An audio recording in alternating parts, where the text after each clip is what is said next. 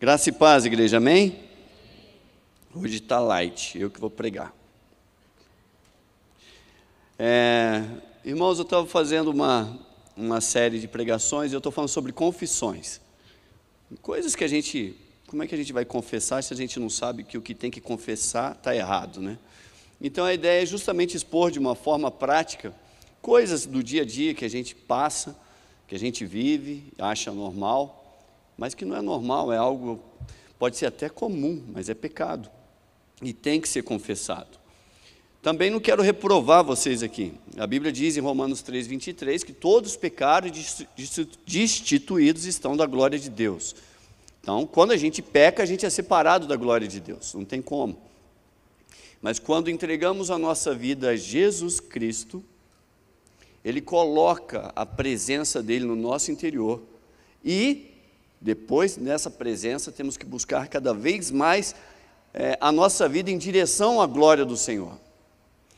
E talvez alguns de nós não percebam que alguma parte da forma como estão vivendo é pecado e foge à glória de Deus. E o que eu quero com a minha exposição bíblica aqui é justamente aumentar a glória do Senhor no interior de vocês por meio da santificação. Essa é a ideia. Portanto, eu quero mais da glória do Senhor na vida da igreja, na vida dos irmãos, e se você está vivendo num estilo de vida pecaminoso, isso afeta a glória do Senhor no seu interior. Então é com zelo, realmente, que eu exponho o que vou falar para vocês. Salmo 115:1 diz assim: não a nós, Senhor, nenhuma glória para nós. Então a glória não é nossa, a glória é do Senhor, a glória é dele, mas sim ao teu nome, por teu amor e por tua fidelidade. Então, mesmo que você seja aprovado no que eu vou dizer, no que eu vou expor, a glória não é sua, porque estamos buscando cada vez mais nos santificarmos para glorificar ao Senhor, e não para que você venha se sentir bem. É para a glória do Senhor. E eu vou reforçar, ninguém aqui é perfeito, tá bom? Ninguém de nós aqui é perfeito. Como diz lá em 1 Reis 8:46, já dizia assim lá, escrito, olha, quando pecarem contra ti, pois não há ninguém que não peque. Já no Velho Testamento dizia, não é uma coisa nova que Paulo estava falando. Não há ninguém que não peque, todos pecamos. Mas Deus é um Deus de graça. Deus é um Deus de graça. Atos 15:11 diz: cremos que somos salvos pela graça do nosso Senhor Jesus Cristo. É pela graça que somos salvos, não é pela nossa impecabilidade, é pela graça. O Senhor vê algumas falhas em nós, vê algumas coisas, e mesmo assim diz: eu vou te salvar, porque você creu em mim. A vida do crente deve ter então na sua realização, buscar cada dia mais glorificar ao Senhor com as suas ações, com as suas atitudes. A forma como você está vivendo glorifica ao Senhor? A forma como você está se relacionando glorifica a Deus? Eu não estou assessorando vocês aqui psicologicamente para que vocês tenham um estado emocional equilibrado, para que vocês sejam mais felizes. Não, isso é muito pouco. Eu estou aqui comunicando com vocês para que vocês vivam de forma adequada a glorificar ao Senhor, para que entrem na presença dEle desde hoje, para que vocês honrem a um Deus que deu a vida por você e lhe salvou. E como é que você honra? Buscando ser zeloso nas suas ações e nas suas atitudes. A ideia aqui também não é entristecê-lo com as minhas pregações, com essa palavra, tá bom? E eu lembro de Salmos 40:12, que diz assim: pois incontáveis problemas me cercam, as minhas culpas me alcançaram, e já não consigo ver, mas mais numerosos são os cabelos da minha cabeça, e o meu coração perdeu o ânimo. Não é isso. Não é isso. Temos pecado, mas a ideia não é essa, não é justamente você ficar: Deus, de novo, eu sou terrível. Sim, você é terrível, mas Deus te ama. Deus é um Deus de graça, Ele está apontando para você esses defeitos, essas coisas, e fala: filho, vamos trabalhar nisso que eu estou te mostrando? Porque o Senhor disciplina ao filho que ama. Então, se hoje você se sentir disciplinado pelo Senhor, e lógico, disciplina é uma coisa difícil na nossa cabeça rebelde, considere que você está sendo amado pelo Senhor, porque Ele tem prazer nos filhos que Ele disciplina. Por outro lado, se você não é disciplinado, pergunte-se se é filho do Senhor. E não é desmotivação. Eu quero aqui com você seguir em frente, com um entendimento um pouco melhor sobre si mesmo, sobre a sua pecaminosidade, que por vezes se apresenta como uma fratura oculta dentro do seu espírito. Você não sabia, mas está lá. Está lá. Salmos 38, 18 diz: confesso a minha culpa, em angústia estou por conta do meu pecado. E às vezes a pessoa está mal, a pessoa realmente está angustiada, não entende o que está acontecendo na sua vida, mas é o pecado oculto que está lá. E ela não consegue discernir o que está havendo, por que chegou àquela situação, porque o pecado traz angústia, traz desespero, traz isolamento, traz ansiedade, traz preocupação, inquietude, desconsolo, aflição, sofrimento, peso, deprime. Se não deprime de imediato, vai deprimindo ao longo do tempo. E aí as pessoas ficam perdidas, e às vezes quando vem nos procurar, não sabe nem onde começou e não entende por quê e como está. Então, hoje, eu gostaria de falar com vocês sobre uma coisa que eu sei que não é recorrente, mas acontece pontualmente nas nossas vidas, que é justamente um endurecimento do nosso interior.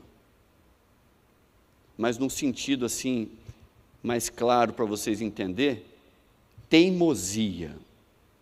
É raro entre nós isso, mas eu vou falar. Tem as pessoas teimosas.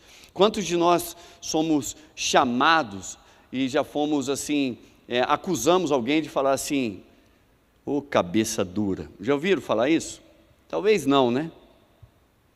Tem isso. Esse tipo de natureza que eu quero que vocês confrontem consigo mesmos. A pessoa cabeça dura é aquele indivíduo que não se deixa convencer ou que não aceita argumentos. O que eu quero dizer é aquele tipo de pessoa que não aceita conselho, que não aceita sabedoria. Mas, irmãos, em relação às coisas de Deus, nós não podemos ser cabeça dura. Não podemos ser teimosos. Não podemos ter um coração endurecido. Hoje falaremos justamente sobre esse endurecimento, essa teimosia, ou, simplificando, uma birra, sabe? Aquela birra. Mas não é aquela teimosia ou aquele endurecimento com capricho, mas com realmente aquela obstinação, aquela relutância, resistência, aquela contrariedade, aquela teima, ou realmente uma pessoa que fica turrona realmente quando a gente apresenta a palavra. A questão central aqui será a insensibilidade da pessoa em frente às verdades espirituais, às coisas das Escrituras, a dureza que ela tem diante da sabedoria do Senhor sobre a verdade das exortações. Tudo bem, num primeiro instante a gente ser impactado, e não foram poucas as vezes, irmãos, que a gente expõe a palavra de Deus, apresenta, abre, e a pessoa já disse assim, não concordo. Eu falei, então é um problema seu com a Bíblia, não posso fazer nada. Não, esse ponto aí eu discordo. Eu falei, tudo bem, você tem todo o direito de discordar. Ou, puxa vida, Getúlio, eu preciso confessar uma coisa para você. Eu falei, o que foi? Na última conversa eu saí com uma raiva de você. Eu falei, nunca mais falo com ele. Aí voltou, pediu perdão. Eu falei, não, tudo bem, irmão, você não é o primeiro. Acontece. Hebreus 3, de 15 a 16 diz, por isso é que se diz, se hoje vocês ouvirem a sua voz, não endureçam o coração como na rebelião. Quem foram os ouvintes aí? Quem foi que se rebelou? Todos que Moisés tirou do Egito. E estavam com essa dureza, essa teimosia no coração. E eu escolhi aqui uma passagem do livro de Levítico, do livro de Números, como parte do desenvolvimento aí dos turrões, dos contumazes, obstinados, dos pertinazes, né? Números 13, no versículo 2, 25, 27, 28, 33, eu vou fazer um resumo. Disse assim, envia alguns homens em missão de reconhecimento à terra de Canaã, terra que dou aos israelitas. Deus falou, eu vou dar, vai lá, envia. Ao fim de 40 dias eles voltaram com a missão de reconhecimento daquela terra, e depois deram um relatório a Moisés. Foram dar o relatório. Entramos na terra a qual você nos enviou, onde mana leite e mel, e aqui estão alguns frutos dela. E lá no relatório dizia, mas o povo que lá vive é poderoso, as cidades são fortificadas, muito grandes. Também vimos os descendentes de Enaque. E no 33, vimos também os gigantes, os descendentes de Enaque, diante de quem parecíamos gafanhotos, a nós e a eles. Depois, Números 14, versículo de 1 a 2. Naquela noite toda a comunidade começou a chorar em alta voz, porque o relatório não foi bom para eles. E no versículo 2, todos os israelitas queixaram-se contra Moisés e contra Arão, e toda a comunidade lhes disse, quem dera tivéssemos morrido no Egito, ou neste deserto. Já ouviu essa expressão? Eu quero morrer. Já ouviram isso? Eu sei que vocês não falaram, né? Só ouviram. Eu quero morrer. Quem me der? Eu não queria ter nascido. Ou, para que eu nasci, Senhor? Eu não aguento mais isso. Eu sei que vocês não falam isso, vocês só ouvem, né? Pois é, era o tipo de... E é um tipo de sarcasmo aqui que o pessoal estava falando. É sarcástico. Imagine o pastor Moisés ouvindo isso, depois daqueles grandes milagres e maravilhas do Egito. Quantos milagres e maravilhas o Senhor já realizou diante dos seus olhos, se não com você ou com as pessoas ao seu lado. E mesmo assim a gente fala, quem me dera ter morrido. Uma pessoa que frequentemente responde às questões da vida com tamanha insensibilidade, sem ternura nas palavras, sem a graça de Jesus ali por vezes, e até mesmo usando de forma sarcástica, peca contra o Senhor. Pode ser duro? Pode, mas, olha, firmeza sim, mas com amor, com amor. Ao que o manso Moisés respondeu lá em Números 14, no versículo 8 e 9. Se o Senhor se agradar de nós, Ele nos fará entrar nessa terra onde mana leite e mel, e dará a nós. Aí vocês vão entrar onde eu quero falar, do cabeça dura, do turrão, né? Ele vai dizer assim, somente não sejam rebeldes, cabeça dura, turrão, contra o Senhor. E não tenham medo do povo da terra, porque nós os devoraremos como se fosse pão. A proteção deles se foi, mas o Senhor está conosco. Não tenham medo deles. A queixa deles era revestida de uma rebeldia, irmãos. Era realmente pirrônicos, eles tinham pura pirraça no interior deles. Ou seja, a dúvida recorrente era justamente a evidência da teimosia. E por fim, por conta dessa teimosia, eles se rebelaram. O crente que mais se queixa, que se rebela, são rebeldes, e muitas das vezes a sua rebeldia vai contra as promessas do Senhor. O Senhor disse que está cuidando de você. O Senhor disse, olha, tem um futuro certo. Mas mesmo assim, você verbaliza a sua incredulidade por meio da sua birra, por meio da sua queixa, por meio do seu endurecimento do coração. E eu queria trabalhar aqui o primeiro ponto, é quando essa birra é recorrente, não é pontual, ela costuma se repetir. Então a dureza do coração, ela protesta aí de forma recorrente.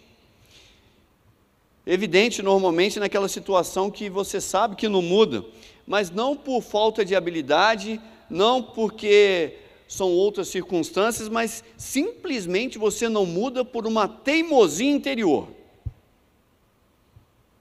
Você se dispôs a não fazer aquilo. Ou, já viu aquelas frases como, isso se expressa em todo tipo de relacionamento.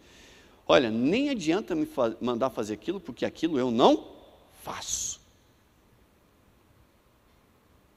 E diante da palavra de Deus, quantas vezes a gente escuta isso?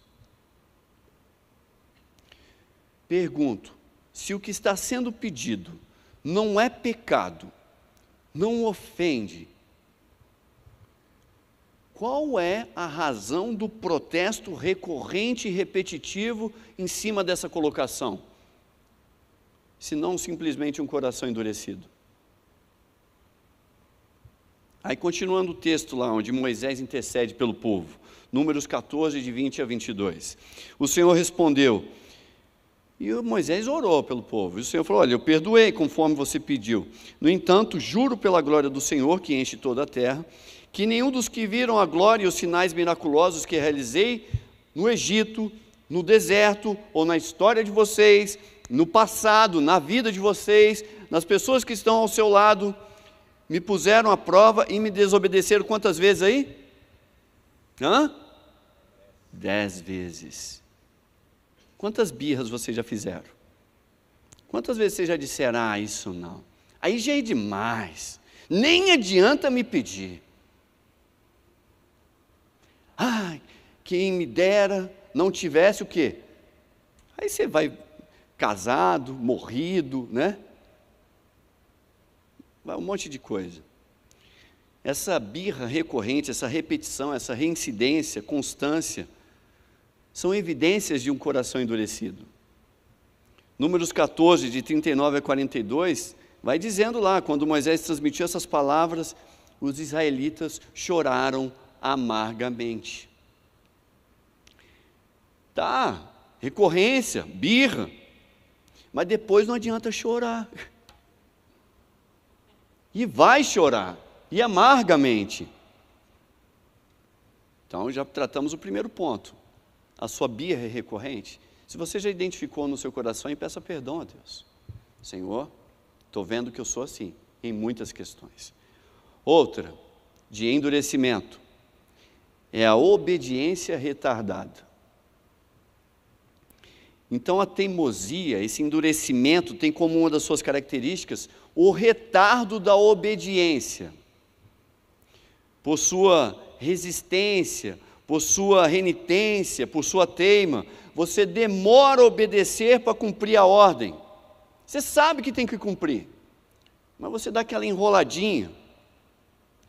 Aquela ordem do chefe, do pai, da autoridade, do pastor, aquela ordem de Deus. Acontece que obedecer tardiamente é uma rebeldia velada. E isso eu ensino para os pais, quando deve corrigir os filhos. É um exemplo que eu dou há muito tempo ensino. É aquela criança, lembra que a Bíblia diz que a estultice está ligada ao coração da criança, né? A maldade interior no coração da criança. Está lá, é bíblico. Aí os pais ficam em dúvida. Mas eu mandei ele ir, mas ele foi, mas bem devagarzinho, mas foi. Sabe, vai lá agora, tá bom. Rápido, tá bom. Irmãos, isso é rebeldia, isso é endurecimento do coração. E qual é o argumento? O argumento da estultice infantil é, ela não pode fazer nada, porque eu estou obedecendo, só que no meu ritmo. E deve ser corrigido? Sim. Sim. Então, esse tipo de operação tartaruga, de obediência lenta ou retardo, é uma evidência do endurecimento do coração. Mas não uma obediência retardada por falta de conhecimento, por justamente uma teima interior. Então, os hebreus, depois dessa 10ª desobediência, quando a gente vai desenvolver o texto, vocês vão ver que elas vão avançar para mais uma. No versículo 40, de Números 14, Deus tinha falado, então deixa, todo mundo vai morrer, acabou, morreu, o plano é outro. Era para ter recebido a bênção, mas como não quiseram, mudei, agora não recebe mais. E no versículo 40, depois de Deus mudar o plano, na madrugada seguinte, subiram no alto da região montanhosa e disseram, subiremos ao lugar que o Senhor prometeu, pois cometemos pecado.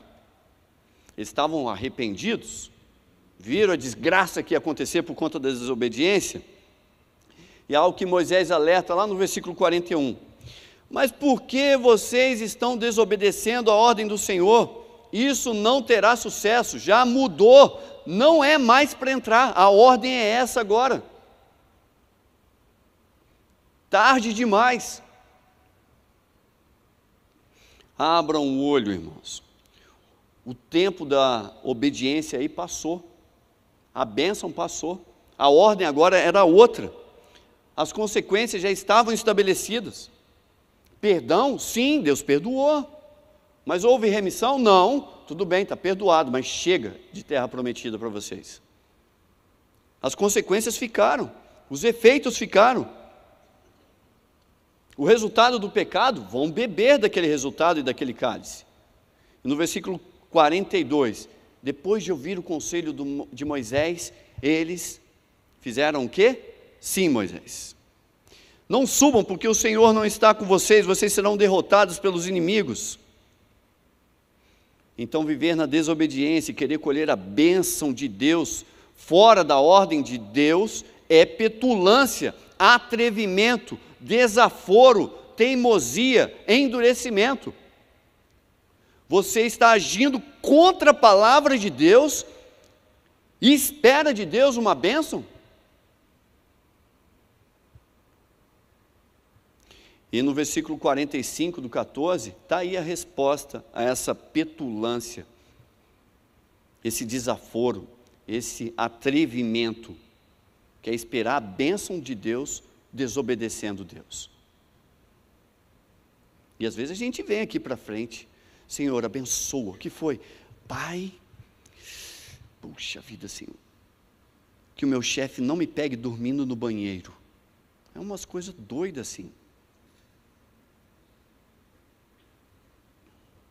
Então os amalequitas e os cananeus que lá viviam desceram e derrotaram e os perseguiram até Ormá. Obedecer tardiamente é rebelião, resistência, orgulho. Confesse antes que o juízo de Deus venha sobre a vida de vocês e a derrota os alcance. Mais uma evidência de um coração endurecido. E aí eu coloquei o nome de debate, mas não é bem isso. Aos que constantemente, sabe aquelas pessoas que gostam de discutir e fazer objeções? Mas não simplesmente para explorar o assunto, mas para ganhar a questão. Tem que vencer naquela argumentação. Esse aí, por vezes, é um desejo maligno e da juventude ainda. Esse sentimento de controvérsia, e impede, muitas das vezes, o coração de acessar a sabedoria do Senhor. Em 2 Timóteo 2, de 22 a 24, diz assim no versículo 23, evite as controvérsias tolas e fúteis, pois você sabe que acaba em brigas, é a paixão da juventude. Ao servo do Senhor ele vai dizer, convém não brigar, porque acaba em briga. E Paulo não falou isso só para Timóteo, falou para Tito também, no capítulo 3, nos versículos de 9 a 11, falou, evita, certo? As controvérsias tolas, foge disso aí, discussões, evita contendas, essas coisas são inúteis, não tem valor algum. E no versículo 10 ele vai dizer que isso provoca divisão.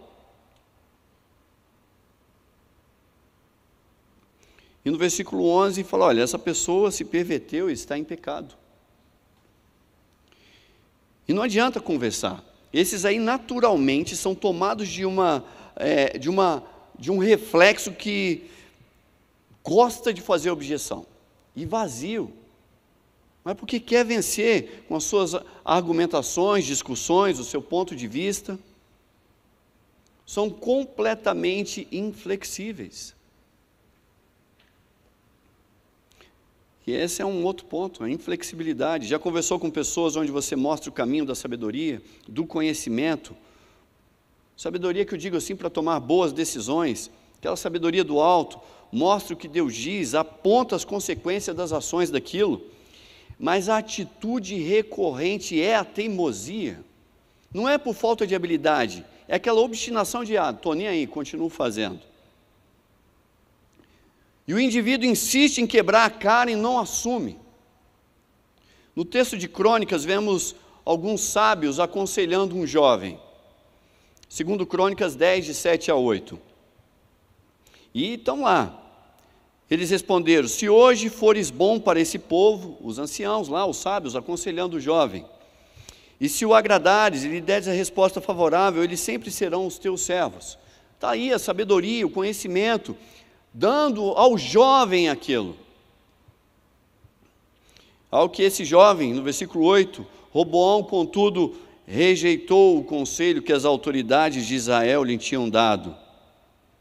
Ele rejeita essa sabedoria, ele rejeita o conselho do mais velho.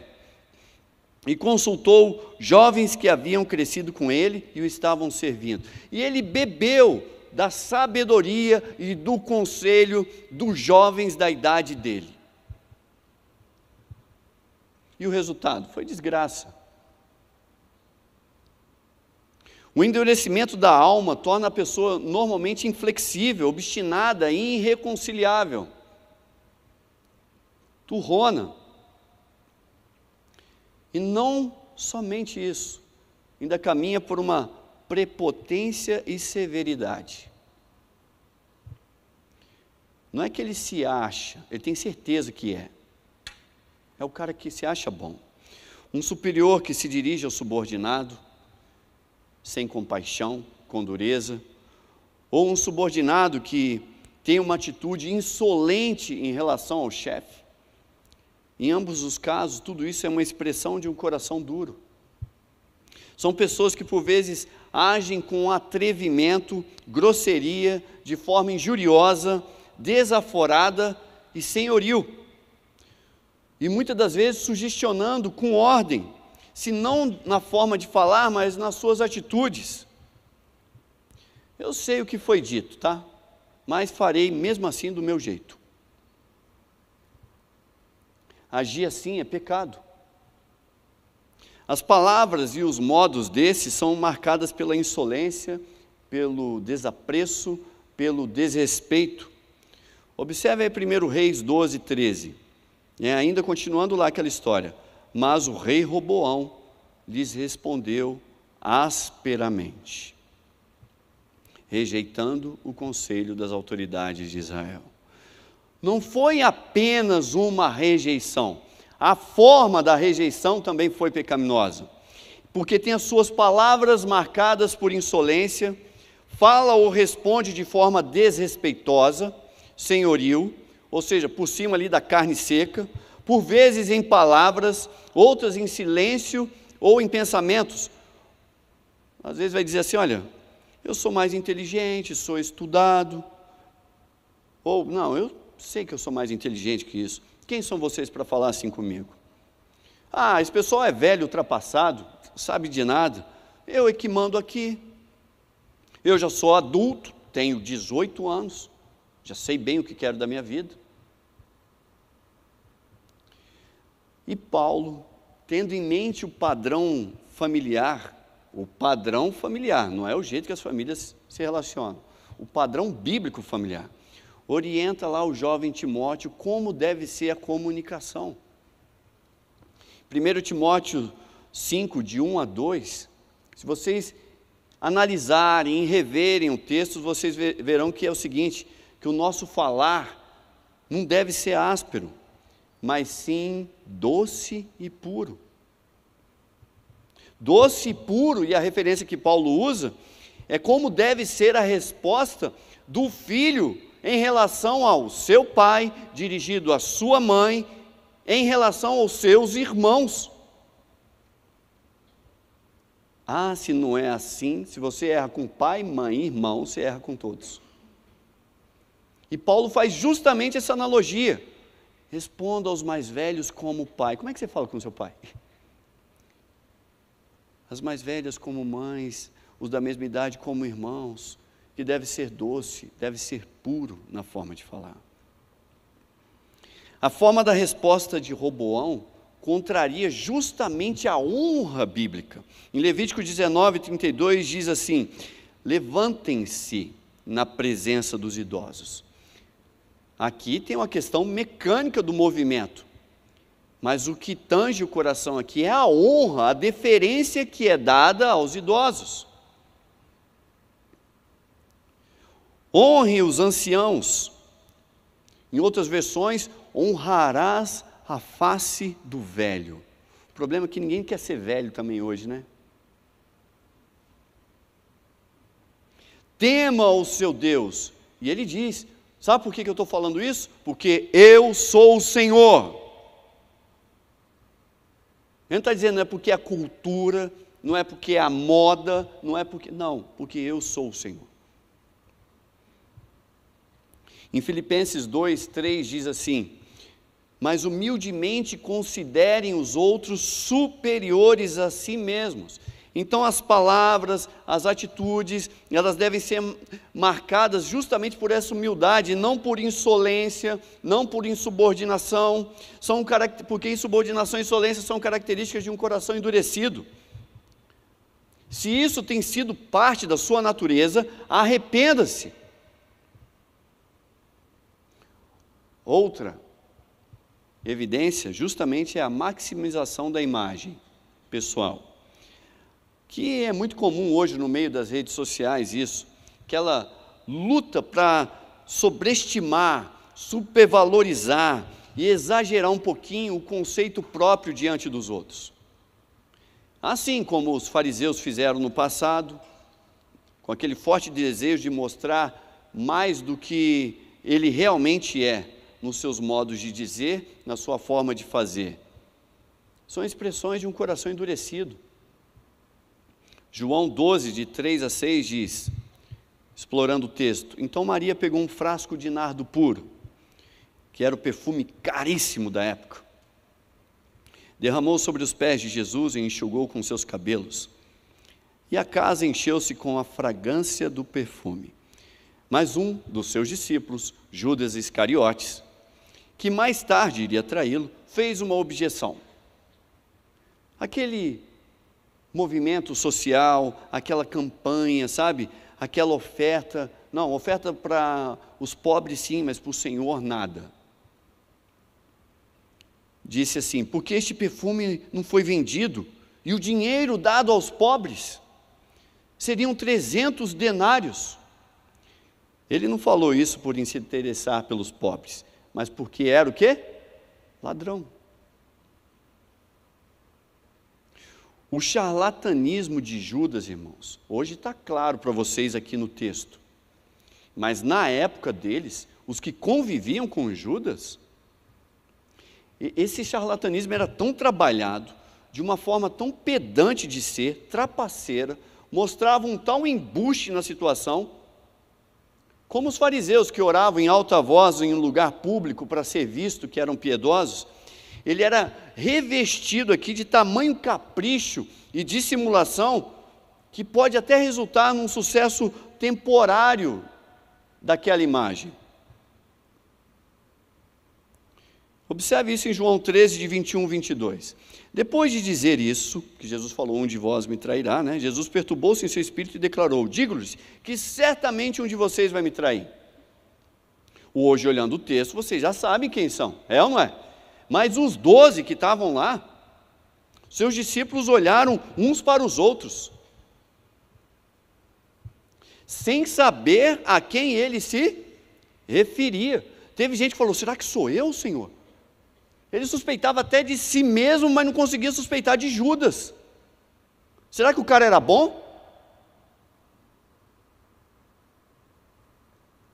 Não, será que sou eu, Senhor? Se o Senhor falar Judas, se o Senhor Jesus falasse Judas, ele diria assim: não, Judas não.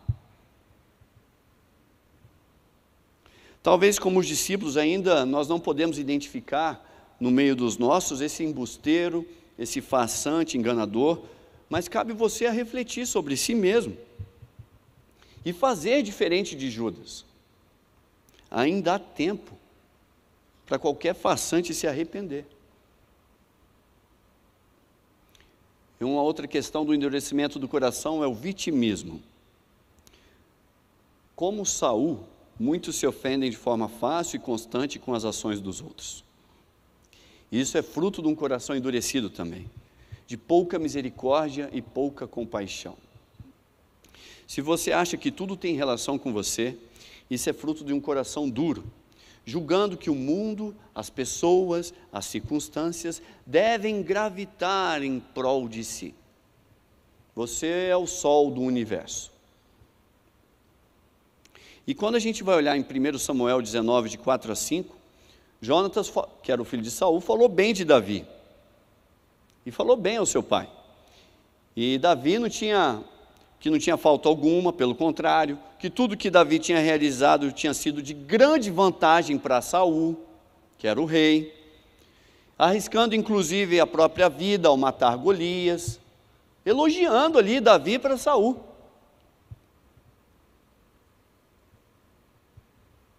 Mas o coração duro sempre vê motivos onde não há, e aqui Saul viu motivos por conta disso para matar Davi. Só o falar bem do outro já ofende. Como assim elogiar os outros e eu não?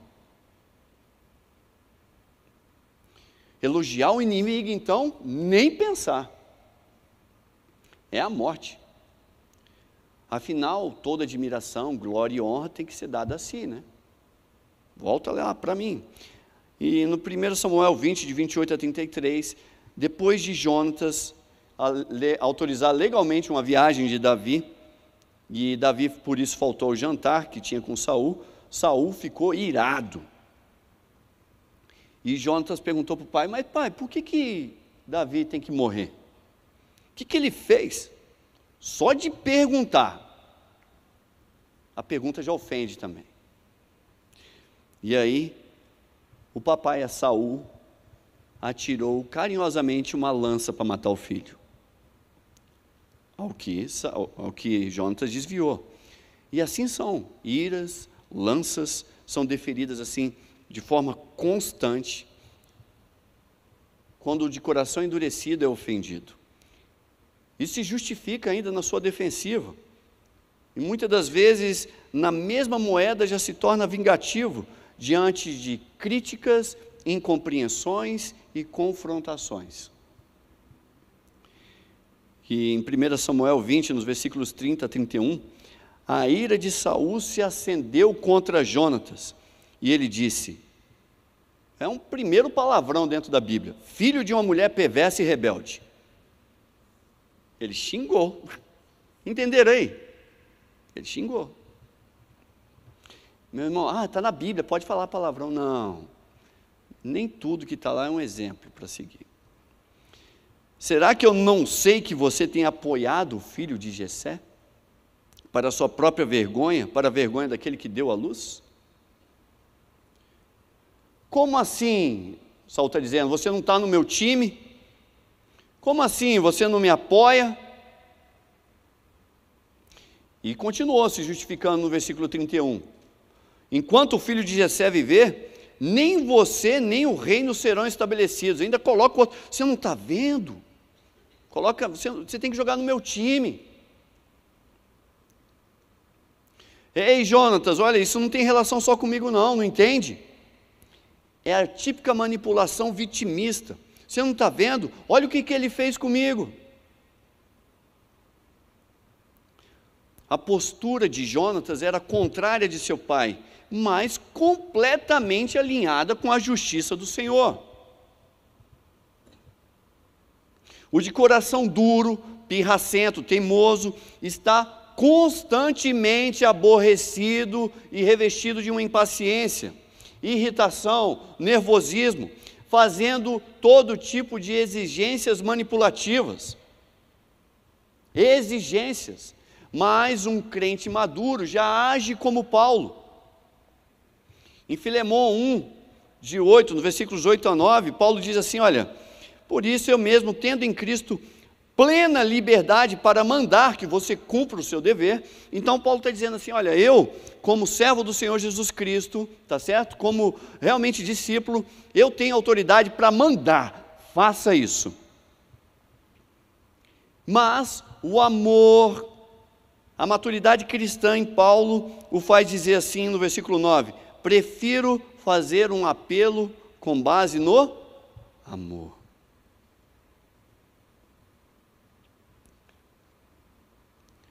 O maduro não é vitimista, não faz manipulações, ele solicita com base no amor. Entenderam, irmãos?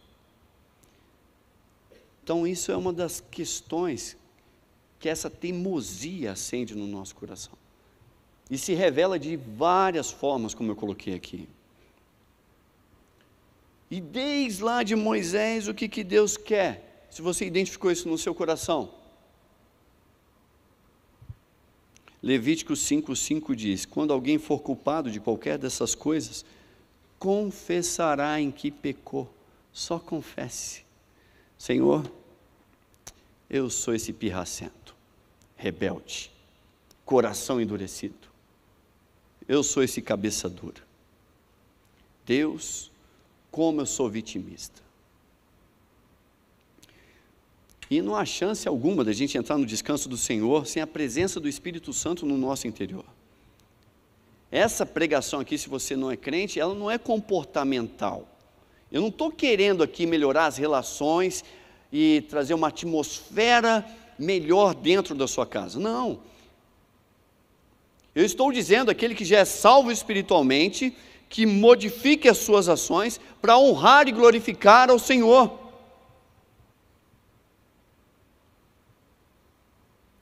Para perseverar em Jesus Cristo. E à medida que for descobrindo pecados, confesse-os, confesse-os e confesse-os.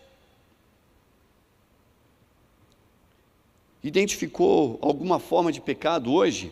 Confesse imediatamente ao Senhor.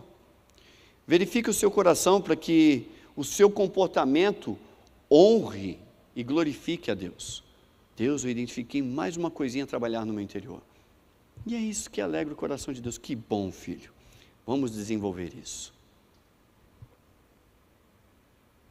Em Hebreus 4:7, vai dizer justamente isso. Por isso Deus estabelece outra vez um determinado dia, chamado hoje, ao declarar muito tempo depois, por meio de Davi, de acordo com o que fora dito antes: se hoje vocês ouviram a voz do Senhor, não endureçam o coração. Sem endurecer, irmãos. Não seja pirracento, não seja turrão, não seja cabeça dura. Deixe a glória do Senhor invadir com poder o seu interior. Amém? Para quem gosta, até aqui a palavra. Vamos colocar de pé, vamos orar? E a gente depois já faz a ceia, né? Curva a sua cabeça, reflita sobre o que a gente falou hoje aqui, sobre tantas questões, né? Sobre tantas dificuldades, erros que cometemos, falhas. Não é para medir os outros, meça a si mesmo. Em alguns pontos que você tem sido relutante, você sabe qual é a promessa do Senhor, você sabe o que tem que ser feito, mas você é turrão. Você deixa a carne falar mais alto. Senhor, havendo aqui a teimosia, Pai, o endurecimento do coração, quebra, Senhor, as nossas cabeças, em nome de Jesus. Que o nosso interior, Pai, seja quebrado pelas verdades da Tua palavra e a nossa carne seja subjugada ao Senhor, realmente pelas promessas do Teu Espírito.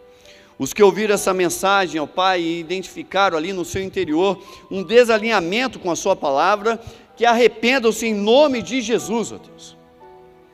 E capacita-os, ó Pai, porque sozinho a gente não consegue. Pelo poder do Espírito Santo, pela graça transformadora de Jesus Cristo, a termos um coração dócil, pronto e ágil para a obediência. Pelo menos naquela disposição interior de Pai, quero lhe obedecer nisso quanto antes.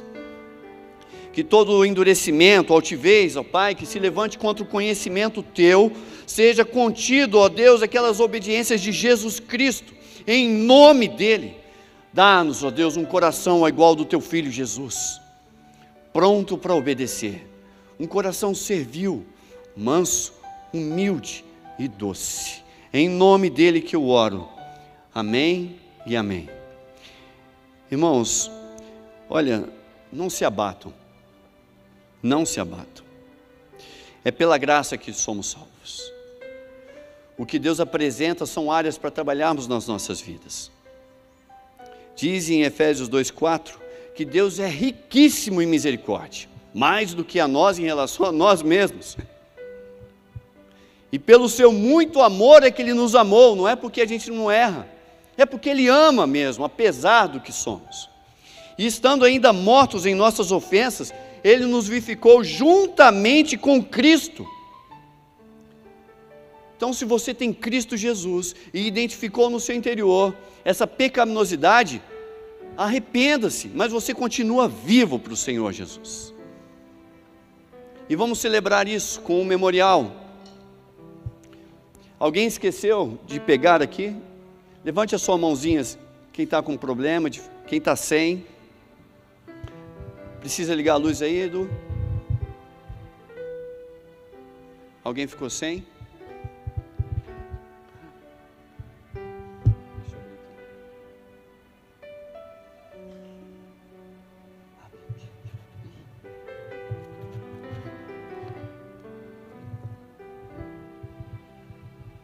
Todo mundo com elemento? Já? Então tá bom. Queridos, Cristo deu o corpo dele por nós. Isso aqui é um memorial. Pegue o pão. É um memorial. O que foi exposto aqui não é para você alcançar a salvação, Ele já deu. É porque você está... Eu espero que você não seja turrão nessa manhã. Fala, Senhor, o Senhor já me salvou. Quero ser melhor para a honra e glória do Senhor. Ele já entregou o corpo dele naquela cruz por nós, para nos salvar. E esse corpo, quando foi entregue, também nos deu o poder pela graça de nos aperfeiçoar. É tanta promessa, é tanta graça, é tanto amor. É pela graça que somos salvos. O pessoal um dia no passado cria que a morte de um cordeiro tirava os pecados, mas nunca tirou. Porque anunciava o nosso cordeiro Jesus Cristo, que entregou-se e falou, olha, eu vou entregar o meu corpo por vós. E tem duas coisas aqui. Ele entregou voluntariamente a vida por nós, mas tem uma outra promessa. É até que Ele venha, porque Ele disse que vai voltar. Não podemos esquecer disso. Então, se isso atravessou mais de séculos, é a expressão do poder de Deus. Então, Senhor, obrigado pelo pão. E obrigado porque eu sei que o Senhor voltará. Participemos do primeiro elemento. Ele é o pão.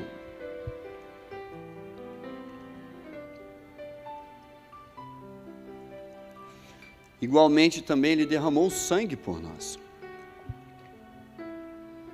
morrendo por nós.